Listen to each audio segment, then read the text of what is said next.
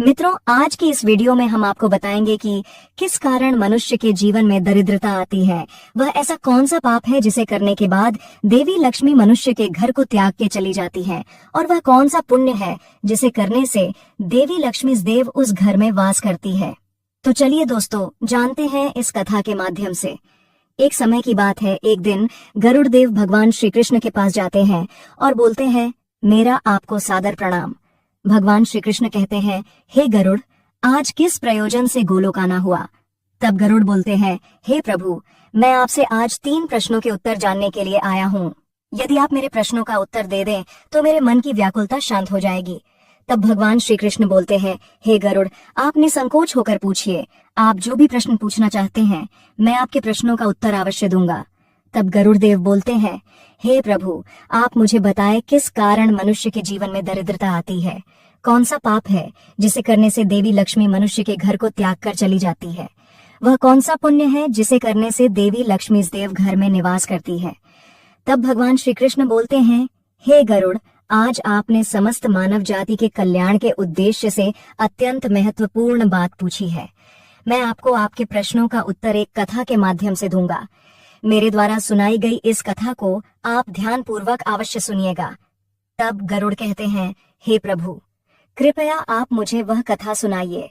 आपके मुख से इस कथा को सुनना मेरा सौभाग्य है। मैं इस कथा को पूरा सुनूंगा और इसका प्रचार तीनों लोकों में करूंगा।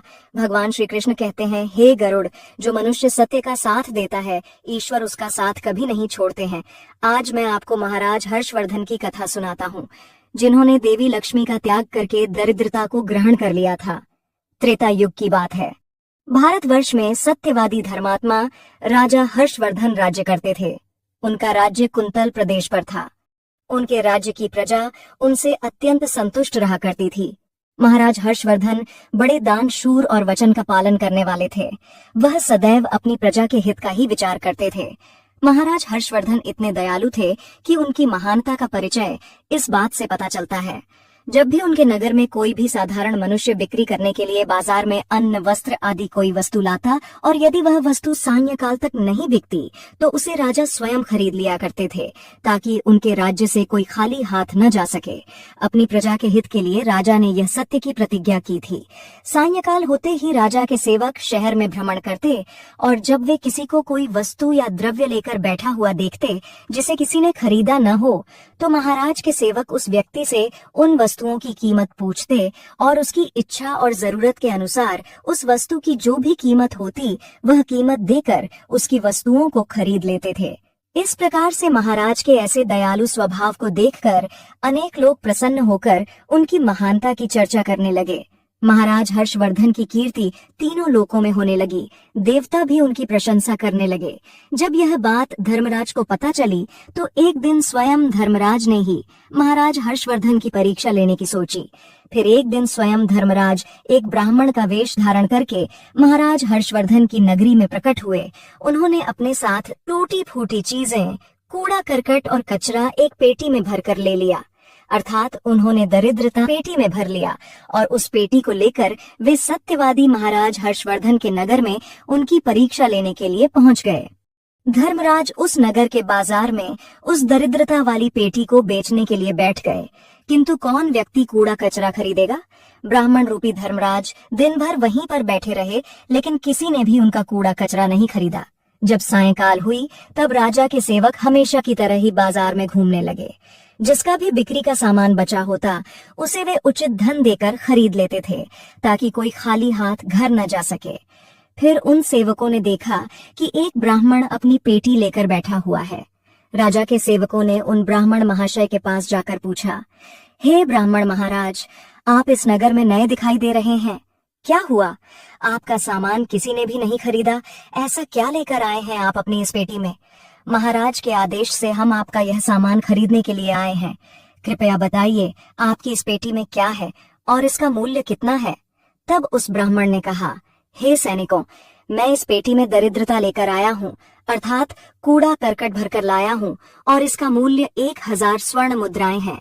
उस ब्राह्मण के ऐसे विचित्र वचन सुनकर वे सभी सैनिक हंसने लगे, और फिर उन्होंने उस ब्राह्मण से कहा, हे ब्राह्मण, आपकी पेटी में कूड़ा भरा हुआ है, इसे कौन लेगा? इसका मूल्य तो 1 रुपए भी नहीं है। फिर उस ब्राह्मण ने कहा, हे सैनिकों, यदि इसे कोई नहीं लेगा तो मैं इसे वापस अपने घर लेकर जाऊंगा। मैंने तो सुना है कि आपके महाराज यहाँ से किसी भी व्यापारी को खाली हाथ वापस नहीं जाने देते, उसका सारा द्रव्य खरीद लेते हैं। लगता है मैंने आपके महाराज के बारे में झूठ सुना है। उस ब्राह्मण की ऐसी बात सुनकर राजा के सेवकों ने कहा, हे ब्राह्मण, आपने सही सुना है। हमारे महाराज किसी भी व्यापारी को खाली हाथ घर नहीं भेजते, उसका सारा माल खरीद लेते हैं। इसलिए तुम थोड़ी देर रुको, हम अभी महाराज के पास जाकर आते हैं। फिर उनमें से एक सेवक महाराज हर्षवर्धन के पास जाता है और उनसे कहता है, हे महाराज, आज हमारे नगर के बाजार में एक ब्राह्मण आया है। वह बड़ा ही विचित्र है। वह अपनी पेटी में कूड़ा कचरा भरकर लाया है और उसका मूल्य वह 1000 स्वर्ण मुद्राएं बता रहा है। तब महाराज ने कहा, हे सैनिकों, तुम जाकर उसके सामान का मूल्य जो कम से कम हो सके उतना उसे देकर उसका सामान खरीद कर लाओ। उसे उसकी वस्तुएं लेकर वापस मत जाने दो, अन्यथा मेरा वचन झूठा हो जाएगा। फिर राजा के सेवक उस ब्राह्मण के पास जाते हैं और कहते हैं, हे ब्राह्मण, हम तुम्हारे इस पेटी का मूल्य 200 स्वर्ण मुद्राएं देते हैं। तुम इतनी मुद्राएं लो और प्रसन्नता से अपने घर चले जाओ। किंतु उस ब्राह्मण ने कहा, हे सैनिकों, मैं 1000 स्वर्ण मुद्राओं से 1 रुपए कम नहीं लूंगा। यदि तुम मेरा सामान खरीदना चाहते हो तो खरीदो, नहीं तो मैं अपना सामान लेकर वापस चला जाता हूँ। तब उन राजा के सेवकों ने कहा, हे ब्राह्मण, ठीक है, अब हम तुम्हें इस पेटी के बदले 500 मुद्राएं देते हैं। इतना मूल्य तुम्हारे लिए सही रहेगा। लेकिन फिर भी वह ब्राह्मण नहीं माना और 1000 स्वर्ण मुद्राओं पर ही अड़ा रहा और कहने लगा, मेरा सामान लेना है तो लो, नहीं तो मैं चला। तब फिर से वह सैनिक लौटकर राजा के पास जाता है और उनसे कहता है, हे महाराज, उस ब्राह्मण को हमने 500 मुद्राएं देने की कोशिश की, किंतु वह फिर भी नहीं मान रहा है। उसकी पेटी में कचरा और दरिद्रता से भरा पड़ा है, लेकिन फिर भी वह 1000 मुद्राएं ही मांग रहा है। हे महाराज, आपको उसका कचरा 1000 मुद्राओं में नहीं खरीदना चाहिए। महाराज हर्षवर्धन कहते हैं, हे सैनिकों, यह मेरे सत्य की प्रतिज्ञा है। मैं किसी भी व्यक्ति को अपने राज्य से खाली हाथ जाने नहीं दे सकता। हम सत्य का त्याग कभी नहीं करेंगे। इसलिए तुम लोग जाओ और वह ब्राह्मण जो कीमत कह रहा है उसमें उसकी वस्तुओं को खरीद कर लेकर आओ। इसमें संकोच मत करो। फिर वह सिपाही ब्राह्मण के पास लौट कर आ गए। उन्होंने उस ब्राह्मण को 1000 स्वर्ण मुद्राएं दी और उसकी दरिद्रता से भरी हुई पेटी ले ली। वह ब्राह्मण मुद्राएं लेकर चला गया और फिर सिपाही उस दरिद्रता से भरी पेटी को लेकर राजमहल में लौट आए। फिर महाराज ने उस पेटी को राजमहल के अंदर रखवा दिया। रात्रि में जब सोने का समय हुआ तब महाराज के राजमहल के द्वार से एक अत्यंत सुंदर स्त्री निकली। उस स्त्री के 4 हाथ थे, हाथों में कमल पुष्प थे। उस सुंदर स्त्री ने नाना प्रकार के आभूषण धारण किए हुए थे। महाराज महल के बाहर बैठे हुए थे। जब महाराज ने उस अत्यंत सुंदर स्त्री को देखा तो महाराज आश्चर्य में पड़ गए और उन्होंने उस स्त्री से पूछा, हे देवी, आप कौन हैं? इस रात्रि के समय में आप यहाँ पर क्या कर रही हैं? आप कहाँ से आ रही हैं और कहाँ पर जा रही हैं? महाराज की ऐसी बात सुनकर वह स्त्री बोली, हे राजन, मैं तुम्हारे राज्य की लक्ष्मी हूँ। आप सत्यवादी धर्मात्मा हैं, इसी कारण से मैं आपके राजमहल में निवास करती हूँ। किंतु आज आपके राजमहल में दरिद्रता आ गई है और जहाँ पर दरिद्रता रहती है उस स्थान पर लक्ष्मी निवास नहीं करती है। आज आपके महल में पेटी भर के दरिद्रता आई है, इसीलिए अब मैं यहाँ से जा रही हूँ। तब महाराज हर्षवर्धन ने हाथ जोड़कर प्रणाम करके देवी लक्ष्मी से कहा, हे महालक्ष्मी, आपकी जैसी इच्छा। मैं अपने वचन और प्रतिज्ञा से बंधा हुआ हूँ। मैं अपना वचन नहीं तोड़ सकता। इस कारण से मैं उस दरिद्रता से भरी पेटी को लेने से मना नहीं कर सकता था। कृपया आप मुझे क्षमा कीजिए। तब देवी लक्ष्मी महाराज के राजमहल का त्याग करके चली जाती है। थोड़ी देर बाद राजा ने एक बहुत ही सुंदर युवा पुरुष को राजमहल के दरवाजे से निकलते देखा तो महाराज ने उससे पूछा, हे देव, आप कौन हैं? यहाँ पर कैसे आए और आप कहाँ जा रहे हैं? उस सुंदर पुरुष ने कहा, हे राजन, मेरा नाम दान है। आप सत्यवादी धर्मात्मा हैं, सदैव धर्म का पालन करते हैं। इसी कारण से मैं आपके राजमहल में निवास करता था, किंतु अब देवी लक्ष्मी आपके राजमहल को त्याग कर चली गई है। लक्ष्मी के बिना आप दान कहाँ से करेंगे? इसलिए मैं भी अब आपको छोड़कर जा रहा हूँ। तब महाराज हर्षवर्धन बोले, हे देव, ठीक है, जैसी आपकी इच्छा, आप भी जा सकते हैं, किंतु मैं अपने वचन को तोड़ नहीं सकता। फिर वह दान भी महाराज को छोड़कर चला जाता है। उसके बाद अन्य एक सुंदर पुरुष राजमहल से निकलता हुआ दिखाई पड़ा। तब महाराज ने उससे पूछा, हे देव, आप कौन हैं और कहाँ जा रहे हैं? तब उस पुरुष ने कहा, हे राजन, मैं यज्ञ हूँ। आप सत्यवादी धर्मात्मा हैं। आप सदैव दान धर्म करते थे, इसी कारण से मैं आपके राज्य में निवास करता था। किंतु अब लक्ष्मी और दान आपका घर छोड़कर चले गए हैं, तो मैं भी जा रहा हूँ, क्योंकि लक्ष्मी के बिना यज्ञ नहीं किया जा सकता और दान के बिना यज्ञ संपन्न नहीं हो सकता, इसलिए मैं भी आपका त्याग करके जा रहा हूँ। महाराज हर्षवर्धन ने कहा, हे देव, ठीक है, जैसी आपकी इच्छा, आप भी जा सकते हैं, किंतु मैं अपने वचन का त्याग नहीं करूंगा। फिर वह यज्ञ भी राजमहल को छोड़कर चला जाता है। फिर कुछ समय बाद अन्य एक अत्यंत सुंदर पुरुष राजमहल से जाता हुआ दिखाई देता है। तो राजा ने उसे भी पूछा, हे महाशय, आप कौन हैं और राजमहल छोड़कर क्यों जा रहे हैं? तब उस पुरुष ने कहा, हे राजन, मैं यश हूँ। आपके पुण्यों के कारण मैं आपके घर में निवास कर रहा था, किंतु अब आपके यहाँ से लक्ष्मी दान, यज्ञ आदि सब चले गए हैं, तो उनके बिना आपको यश की प्राप्ति नहीं हो सकती। इसी कारण से मैं भी यहाँ से जा रहा हूँ। तब राजा ने उसे भी नमस्कार किया और आदर पूर्वक जाने दिया। फिर उसके बाद अन्य एक अत्यंत सुंदर स्त्री राजमहल से निकली, जिसने सुंदर वस्त्र परिधान किए हुए थे। उसे देखकर राजा ने पूछ लिया, हे देवी, आप कौन हैं और आप किस कारण से मेरे राजमहल का त्याग कर रही हो? तब वह स्त्री बोली, हे राजन, मैं कीर्ति हूँ। लक्ष्मीदान, यज्ञ और यश ने भी आपका साथ छोड़ दिया है, तो उनके बिना मैं भी आपके राजमहल में नहीं ठहर सकती, इसलिए मैं भी जा रही हूँ। तब राजा ने उसे भी जाने दिया। फिर अंत में एक अत्यंत सुंदर पुरुष राजमहल से निकला और उसे देखकर राजा ने पूछा, हे देव, आप कौन हैं और आप भी हमारे राजमहल को छोड़कर क्यों जा रहे हैं? तब उस पुरुष ने कहा, हे राजन, मैं सत्य हूँ। आप एक सत्यवादी धर्मात्मा राजा हैं, इसीलिए मैं आपके यहाँ निवास करता था, किंतु अब आपके यहाँ से लक्ष्मीदान, यज्ञ, यश, कीर्ति आदि सभी चले गए हैं, तो मैं भी यहाँ से जा रहा हूँ। तब महाराज हर्षवर्धन ने कहा, हे सत्य, आप भी मेरा त्याग कर रहे हैं, किंतु मैंने तो आपका कभी त्याग ही नहीं किया। आपका त्याग न करने के कारण ही सभी मुझे छोड़कर जा रहे हैं, इसीलिए आप मुझे छोड़कर कैसे जा सकते हैं? मैंने अपने सत्य वचन का पालन करने के लिए ही दरिद्रता को अपने घर में रखा था। मैंने संसार के कल्याण के लिए यह वचन दिया था कि मेरे राज्य से कोई भी खाली हाथ नहीं जाएगा। जो भी मेरे राज्य में कोई वस्तु बेचने आएगा, यदि उसकी वस्तु कोई नहीं खरीदेगा, तो उसे मैं खरीद लूंगा। इसीलिए मैंने अपने सत्य वचन का पालन करने के लिए उस ब्राह्मण को 1000 स्वर्ण मुद्राएं देकर उससे दरिद्रता खरीद लिया था।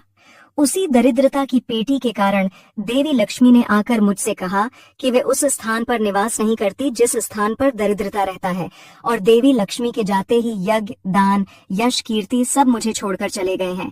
मेरे सत्य वचन का पालन करने के लिए ही मैंने उन सभी को जाने दिया, और अब आप भी मुझे छोड़कर जा रहे हैं। महाराज हर्षवर्धन की बात सुनकर वह सत्य बोला, हे राजन, यदि आपने मेरे लिए ही इन सब का त्याग किया है तो ठीक है, मैं आपका राजमहल छोड़कर नहीं जाऊंगा।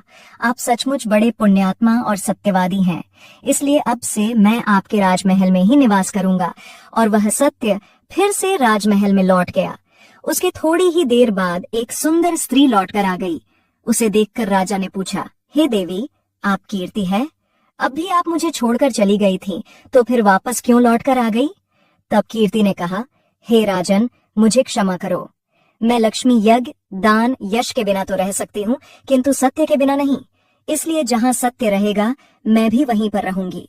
फिर राजा ने कीर्ति का स्वागत किया और वह राजमहल में चली गई। फिर यश वहां पर लौट कर आ गया। राजा ने उससे पूछा, हे महाशय, आप तो यश है, आप मुझे छोड़कर चले गए थे, फिर लौट कर क्यों आ गए? तब उस पुरुष ने कहा, हे राजन, कोई राजा कितना ही बड़ा धनवान हो, दानशील हो, किंतु सत्य के बिना उसे यश प्राप्त नहीं हो सकता। इसीलिए जहाँ पर सत्य विराजमान रहता है, मैं भी वहीं पर रहता हूँ। सत्य के बिना मैं नहीं रह सकता। ऐसा कहकर फिर यश ने राजमहल में प्रवेश किया। उसके कुछ क्षण बाद यज्ञ भी लौट कर आ गया। राजा ने उससे भी पूछा, हे महाशय, आप क्यों लौट कर आ गए? तब यज्ञ ने कहा, हे राजन, चाहे कोई कितना भी लक्ष्मीपति और दानशील क्यों न हो, किंतु बिना सत्य के यज्ञ शोभा नहीं देता है। आप में सत्य विराजमान है, इसलिए मैं भी आपके पास ही रहूंगा। इतना कहकर यज्ञ भी राजमहल में वापस लौट गया। उसके कुछ क्षण बाद दान भी वापस आ गया। राजा ने उससे भी पूछा, हे महाशय, आप भी मुझे छोड़कर गए थे, फिर लौटकर किस कारण से आ गए? तब उस पुरुष ने कहा, हे राजन, मैं दान हूँ। कुछ समय पहले मैं आपको छोड़कर गया था, किंतु आप में सत्य विराजमान है, और जहाँ सत्य रहता है मैं भी वहीं रहता हूँ। कोई मनुष्य कितना ही धनवान क्यों न हो, किंतु बिना सत्य के वह दान नहीं कर सकता। दान का महत्व सत्य से ही होता है, इसलिए मैं भी लौट कर आ गया। राजा ने कहा, ठीक है, आपका भी स्वागत है। और फिर दान भी राजमहल में चला गया, और फिर उसके बाद साक्षात देवी लक्ष्मी लौट कर आ गई। राजा ने पूछा, हे माँ लक्ष्मी, आप वापस क्यों आ गई? आप तो मुझे छोड़कर चले गए थे। तब देवी लक्ष्मी ने कहा, हे राजन, यह आपके सत्य की परीक्षा थी।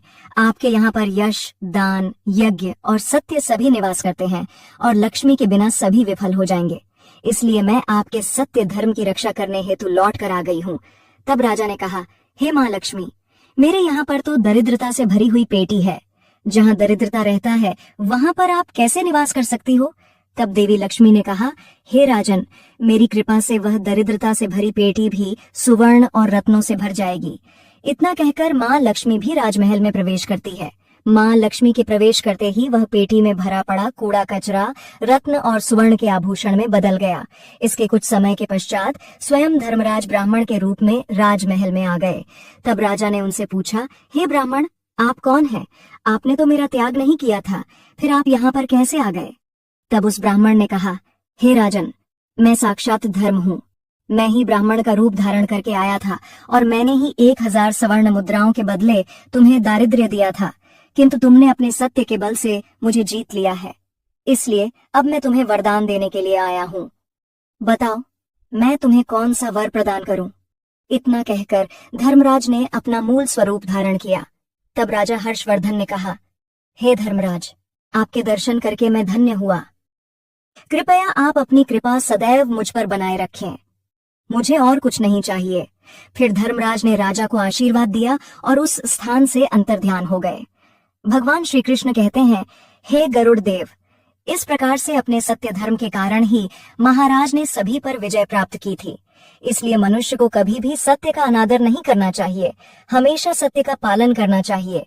जो सत्य की राह पर चलता है उसके पास लक्ष्मी दान, यज्ञ, यश, कीर्ति सदैव निवास करते हैं।